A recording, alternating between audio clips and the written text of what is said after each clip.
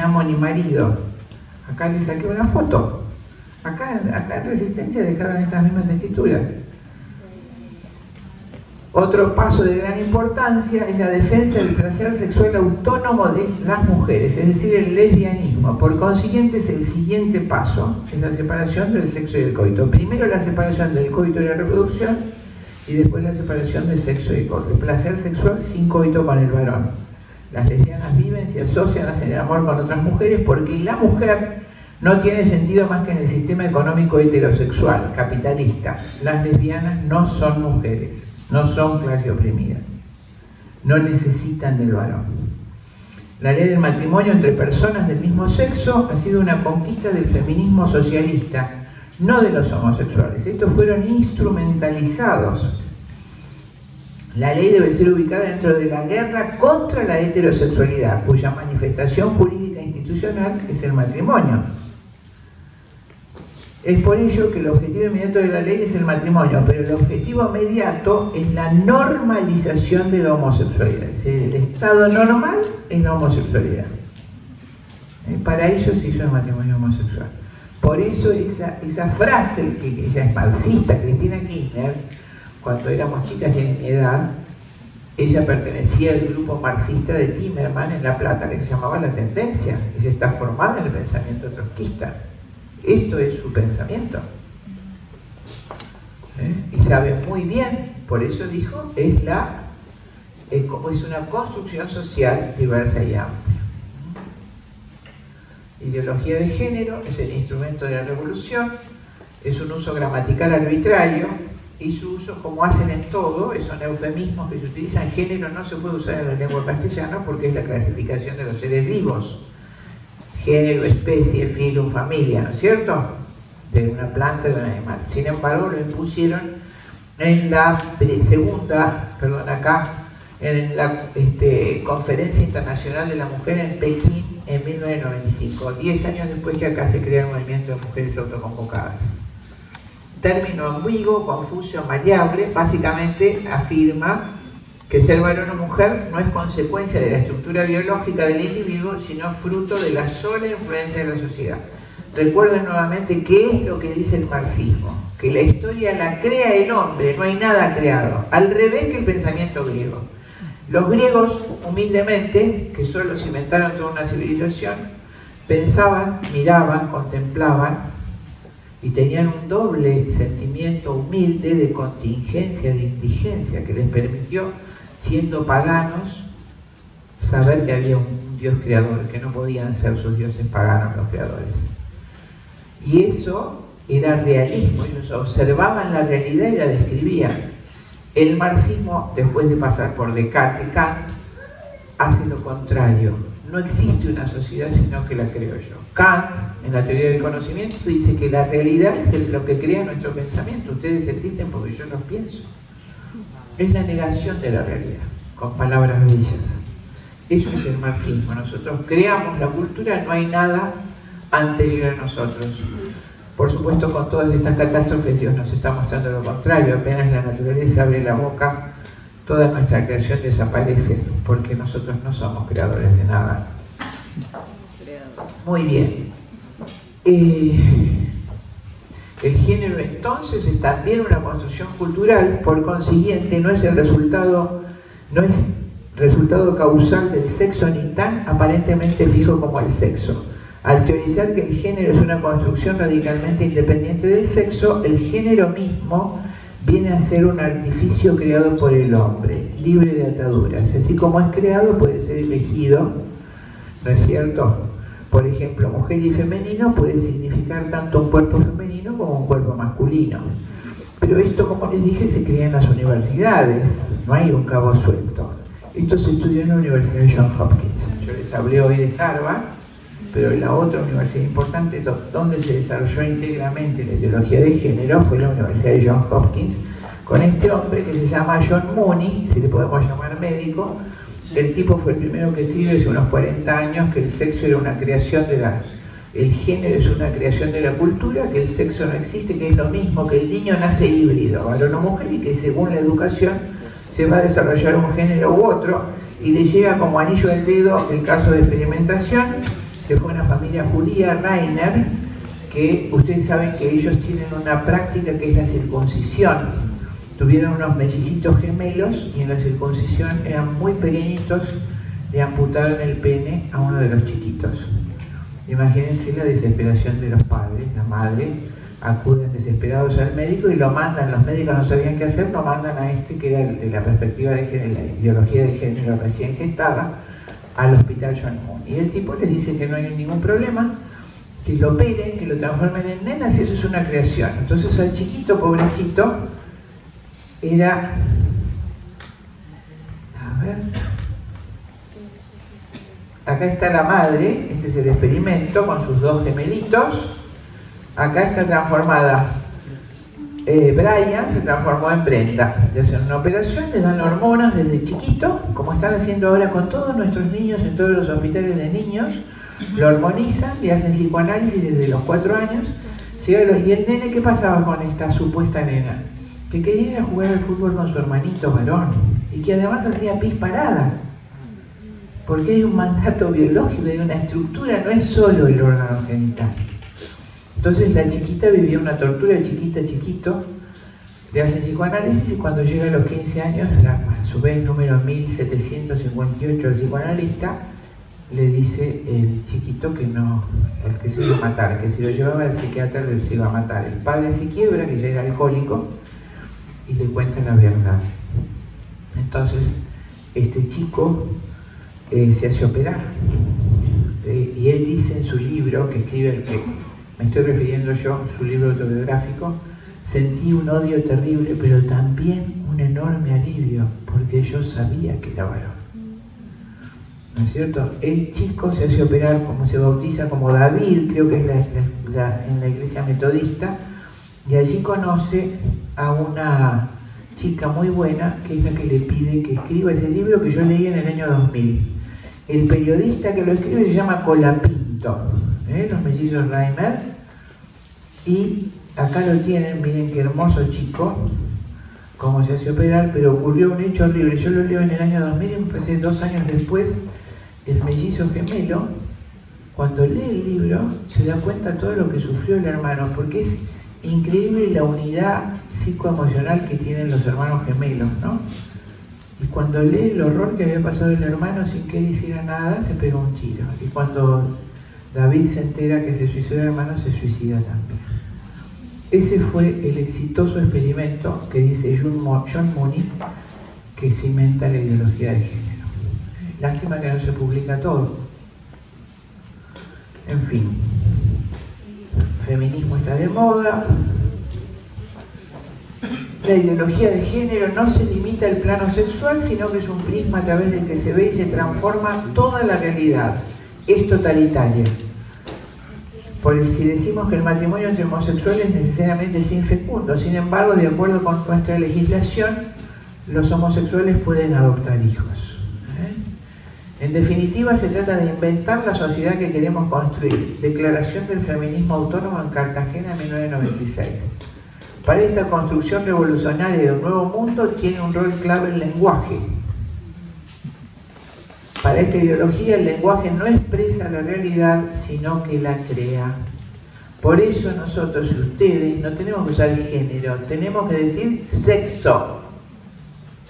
Y no tenemos que decir pareja, tenemos que decir matrimonio. Porque las cosas se contrarían con el contrario verdaderamente, no cayendo en la trampa de usar el lenguaje que ellos nos imponen. Papel fundamental de los conceptos de deconstrucción y construcción. Esto es el postestructuralismo. En filosofía, el primer paso es convencer a las personas de que los conceptos aceptados como naturales no son naturales, sino que son construcciones sociales. Hoy todo el mundo habla de construyamos, construimos, construimos. Todo es una construcción. No es cierto. Nosotros describimos, usamos, modificamos. Pero la biología viene hecha. Y todos los intentos que hemos hecho y está haciendo todo el poder mundial en la experimentación, cruzando, se llaman quimeras, células reproductivas de seres humanos con animales, creando estos seres terribles, son aberraciones monstruosas que están, por supuesto, produciendo resultados aberrantes, ¿no? Entonces, primero convencer a las personas de que lo que se acepta como natural es un artificio creado por la cultura. Por ejemplo, la normalidad del matrimonio entre el varón y la mujer. Y luego se trata de desconstruirlas. Primero, deshacer el matrimonio, decir que es discriminatorio, para luego construir otra opción que puede ser cualquiera. Es una construcción fluida. Una vez desconstruida la concepción patriarcal, la ideología heterosexual, la reducción del género masculino y femenino, el ser humano habrá de elegir aquella opción que más se ajuste a sus preferencias personales. Construirse a sí mismo. Lesbiana, transexual, varón, gay, mujer, travesti, etc. Eso es una construcción. Eso es lo que quiso decir Cristina Kirchner y todas las mujeres feministas. No hay inocencia y no hay ingenuidad. La deconstrucción de una sociedad para construir una sociedad, primero, sin ninguna corporación intermedia, de todas las cuales la más importante es la familia. Individuos solos, sin diferencia ninguna, iguales en todo sentido, a merced del sistema. ¿Qué es lo que nos defiende del sistema? Nuestra familia. ¿Y qué es la mejor defensa? Una familia grande. Primero, el mito de que la familia somos la mamá, el papá y los hijos. Eso no es la familia. La familia son los abuelos, los tíos abuelos, los tíos, los primos. Esto es una gran familia. Y todos los hijos que Dios nos mande. Yo les aseguro por experiencia propia que la familia numerosa criada cristianamente es lo más hermoso que puede existir en el mundo. Lo más hermoso que existe. Y a lo que estamos renunciando por estas ideologías. ¿Cómo Dios nos manda a los hijos y nos va a dar los medios? Y mucho más en este país. Estamos dejando que se roben todo y que estamos pagando intereses en una deuda que jamás vimos ni hicimos. Hemos pagado 200.000 millones de dólares de intereses, debemos casi 500.000 millones este año, duplicó la deuda que dejó Cristina este hombre. Y no tenemos comida para las mujeres. Decir la legalización del aborto por la pobreza es decirle a las mujeres: no te puedo dar trabajo, ni luz, ni cloacas, ni comida, tenés que matar a tus hijos. Eso es lo que se está diciendo, y eso es lo que están diciendo nuestros jóvenes universitarios. Bien.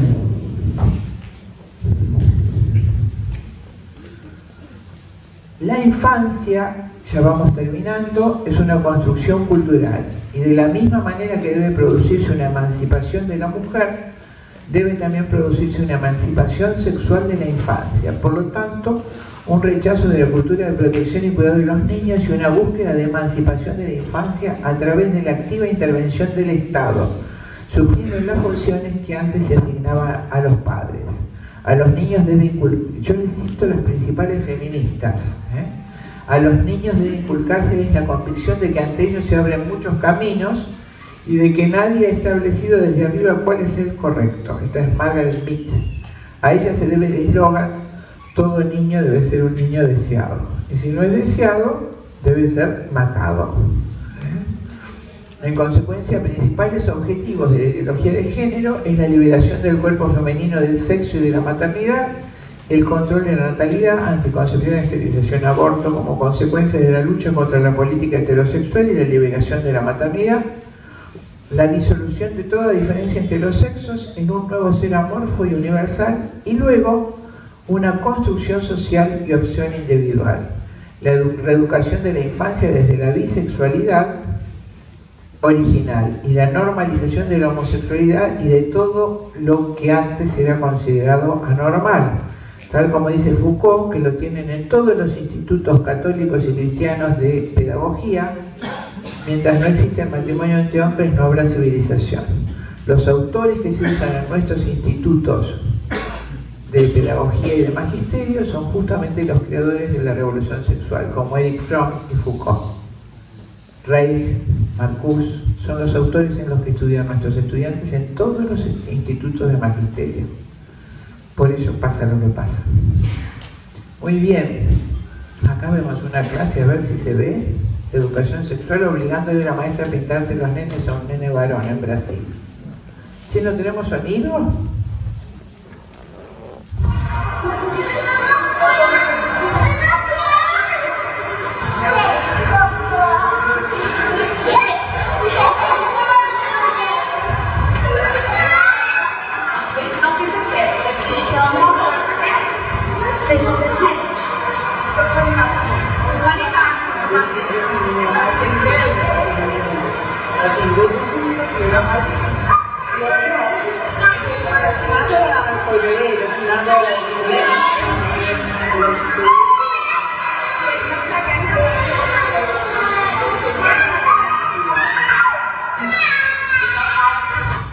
Democráticamente, el nene se tiene que pintar los labios.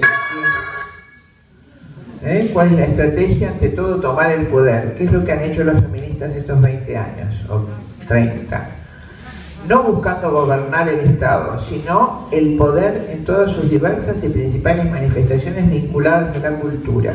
Los ministerios de Educación, Secretaría de Educación, Ministerio de Salud, todos estos cargos han sido ocupados por ella. Esto los trajo cuando Caputo, en el primer gobierno de Alfonsín, si recuerdan, Caputo y Brulé, la gobernadora de Buenos Aires, fueron los principales activistas de la Revolución de Mayo del 68 de París. La revolución marxista por excelencia de los estudiantes la lideró Caputo con Brulé. Y cuando se instaló en el gobierno, además de sacar el programa de educación, que era una maravilla, era uno de los mejores del mundo, el programa argentino, dejó contenidos libres con la única obligación de educación sexual. Sacó la metodología clásica de enseñanza del lenguaje y lo reemplazó por psicogénesis y lectoescritura. Los docentes que están acá lo pueden confirmar. Hoy ningún chico sabe leer. La palabra generadora termina haciendo que el niño en algún momento, a los 20, 21 años, aprenda a leer por sí solo. Y la psicogénesis de Piaget, hija de la revolución sexual, dice que si ustedes le enseñan una regla ortográfica, le generan una neurosis. Allí, ahora estamos en el fin de la descomposición de la educación. Se terminó la maravilla de la educación argentina. Esto pasa en Suecia, Noruega. A ver el ruido. Creo que este no tiene. Están mostrando en la clase de educación sexual un homosexual acostado desnudo que la nena se tiene que acostumbrar. ¿Ven como la maestra? A ver. Y miren esto en Ámsterdam. Esto es de Con mis hijos no te metas, este documento. La chiquita mirando el baile del homosexual. No fíjense que ningún grande detiene esta barbaridad. Ustedes ven esto, ¿no? La chiquita cada vez se acerca más, la maestra que está del otro lado le va enseñando que vaya tocando las partes del cuerpo. Ahí con miedo. Eso es educación sexual en los países más desarrollados. En Noruega le han sacado a 1.500 familias cristianas los hijos por no enseñar género.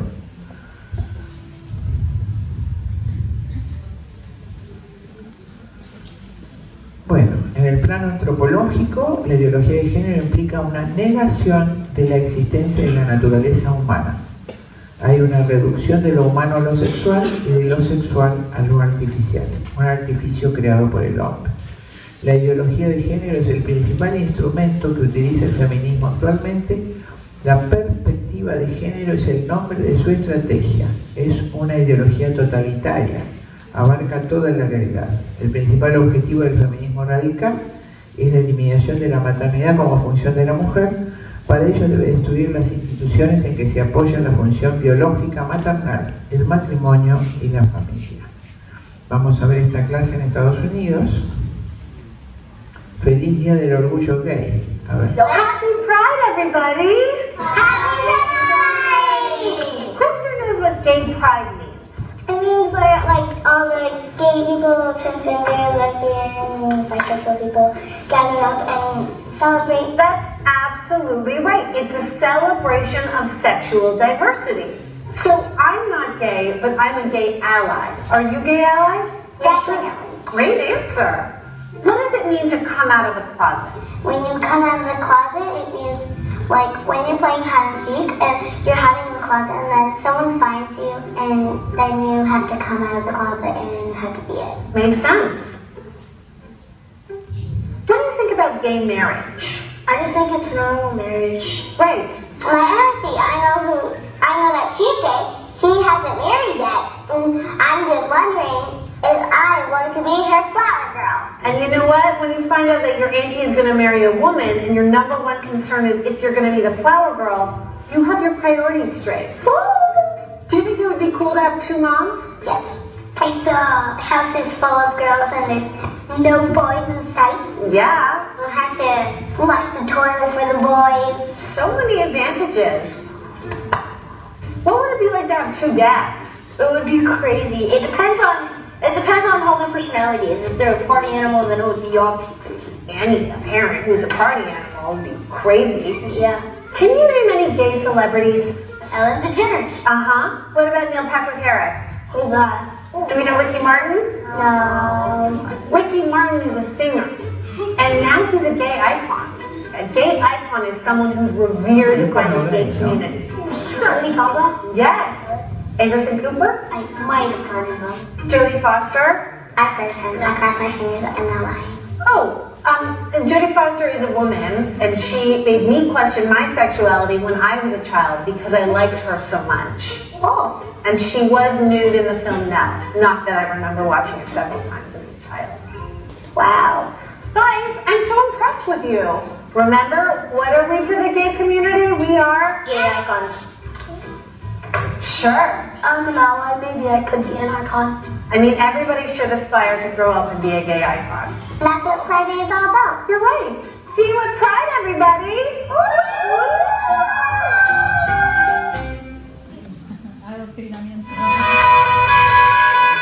Les podría multiplicar las fotos.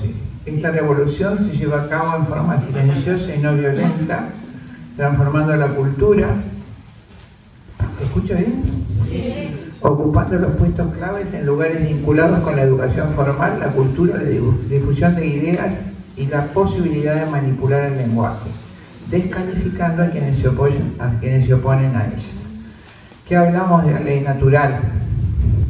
Esto es lo que dijo Cicerón, pagano, 106 años antes de Cristo. Dice en el Senado, hay una ley que está inscrita en la naturaleza que no debe ser abolida por la plebe ni por el Senado. Es la ley natural. Está escrita por los dioses. Y nosotros los hombres desarrollados decimos que no existe una ley natural. El problema es que cuando violamos la ley natural, lo único que hacemos es destruirnos a nosotros mismos.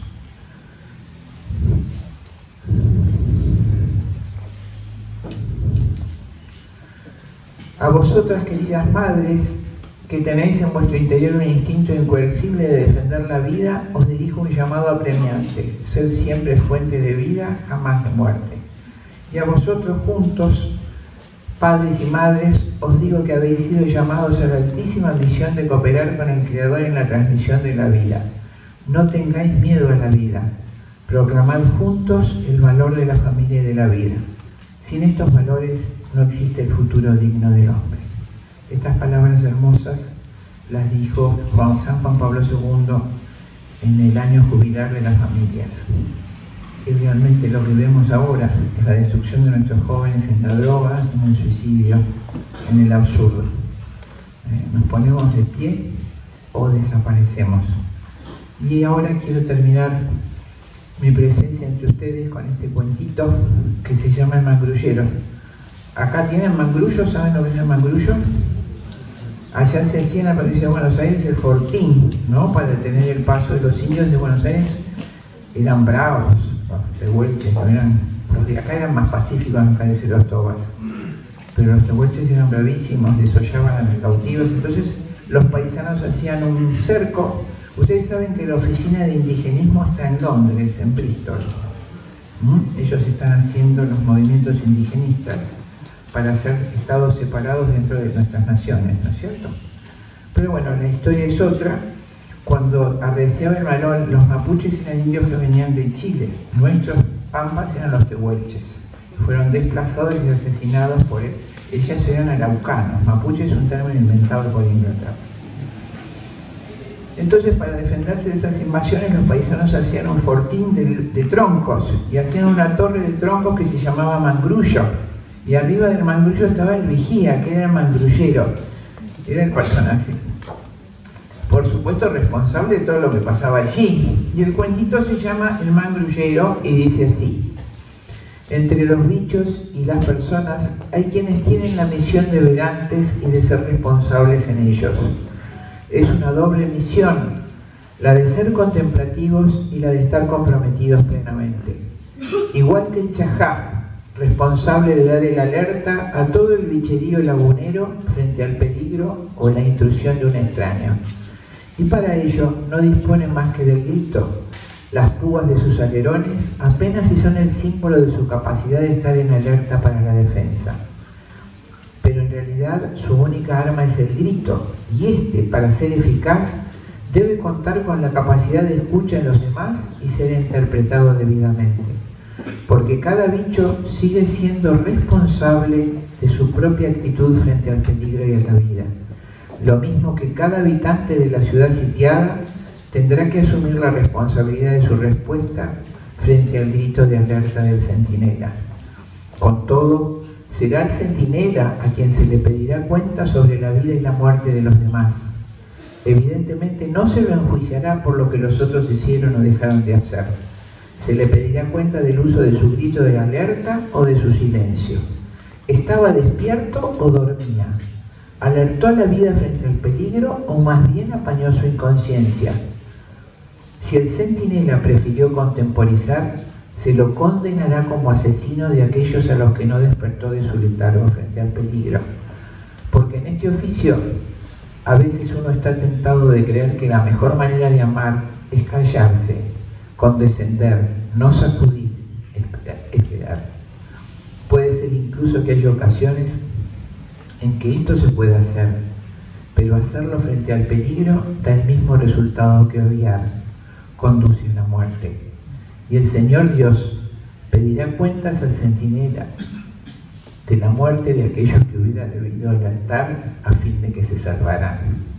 Porque Dios ama la vida, por ello es exigente con aquellos a los que se la confía. La vida está permanentemente en estado de sitio y por eso nunca faltará la misión del centinela, segregado del resto, que por confiar en él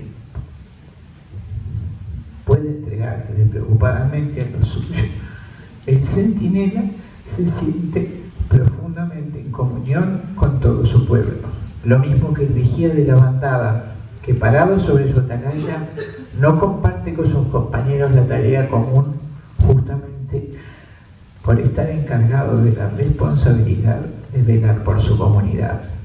Desde su soledad, aceptada como encargo, está totalmente integrado a la vida de los demás, ocupa un puesto de avanzada y sin embargo no tendrá que comprometerse en las acciones inmediatas de la lucha que podrían distraerlo de su misión fundamental de estar en alerta. Desde la frontera de su pueblo, está solo frente a Dios en el corazón de la historia que vive su pueblo. Nada más.